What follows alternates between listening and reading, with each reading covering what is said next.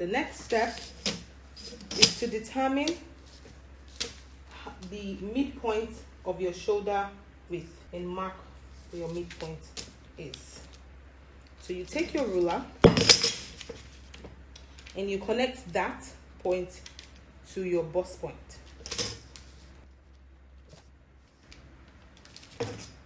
That way you have your midpoint. Now, when you're doing a bust, the circumference of our bust is 3 inches.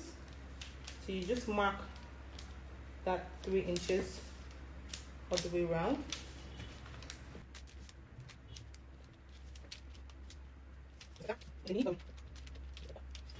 All right, so just like that. Now I'm using 3 inches up. I'm going to stick to my 3 inches up because this is a small bust pattern. But if you have a bigger bust, you can use about 4 inches, 5 inches.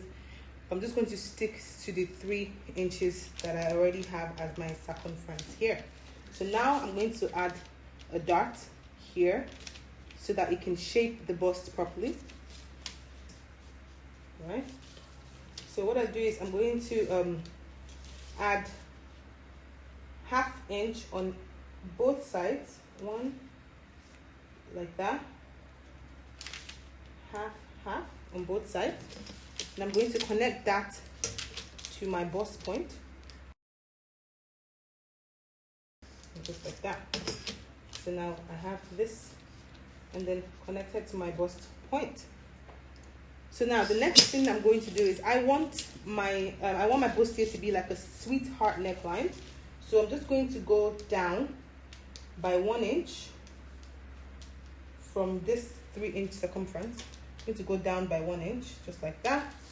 And I'm going to connect that line into that, just like that. And so this is our new line.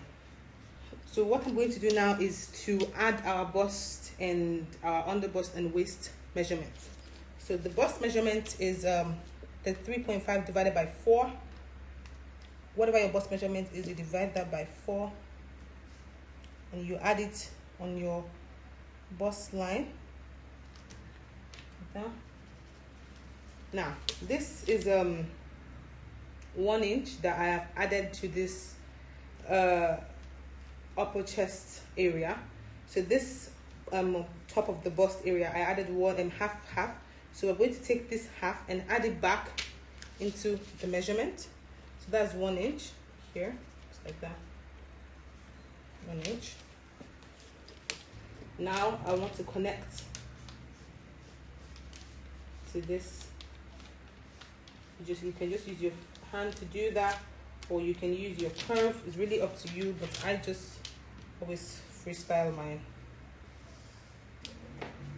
And then you connect, and then you add the 8.375 to your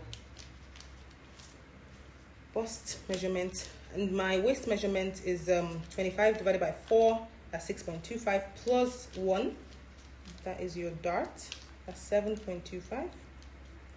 You add that. So you take your curve and then you connect from this upper bust line. You connect that to that. So this is what you have here. So what I'm going to do now is I'm going to connect my bust point to the point of the waist dart. So you just do that. Now this is what you have for the front. Now I want to do the back.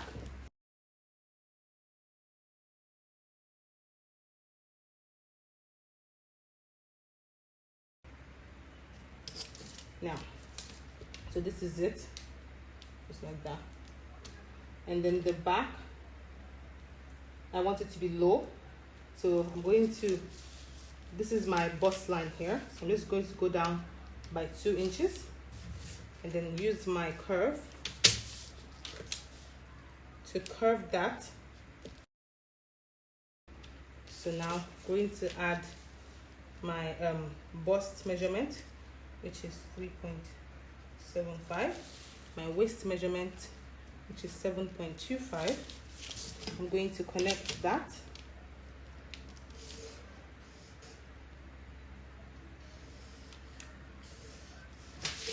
Just like that.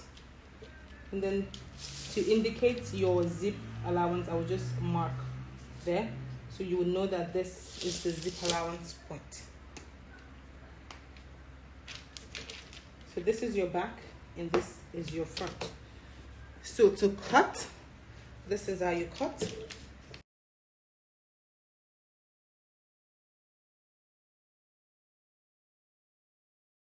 And this is what you get for the front.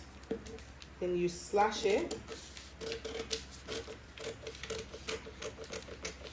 right to the top of that dart, and then you slash that out, and you slash it into.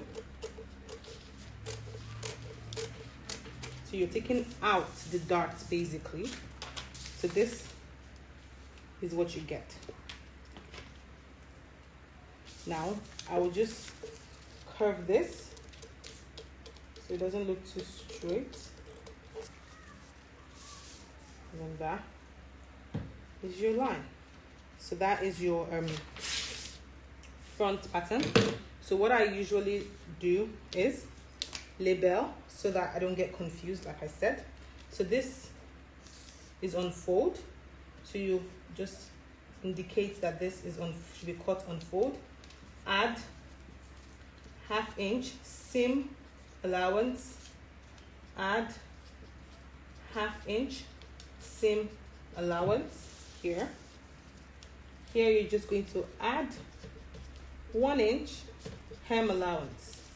Same thing goes here, add hem allowance just here. And this is the side, so you're adding 1.5 inch sewing allowance for the side of the dart. So this, so when you're cutting, just make sure to always indicate crucial marks and points, so that when you're sewing, you know that this dot meets this.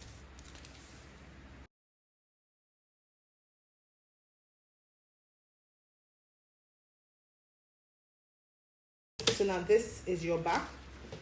So this is your zip allowance just here. Here is your side. So add 1.5 inch sewing allowance. So what I do is just cut that and cut away the dart so that that will give you a seam line. Then add ½ inch seam allowance. Same thing here, you're adding ½ inch seam allowance. So I always try to label, add 1 inch hem allowance, and then here you add hemming allowance. I always try to label as much as I can so that it doesn't get confusing, because trust me, sometimes these patterns can get really confusing. So just this, all of the lines, just make sure that on the fabric you can just notch the points so that when you're sewing it's very easy and very neat. This is the back. So this is what you get. All right, that is such a mouthful. All right, so this is it. So thank you guys so much, and I will see you guys in my next video. Bye.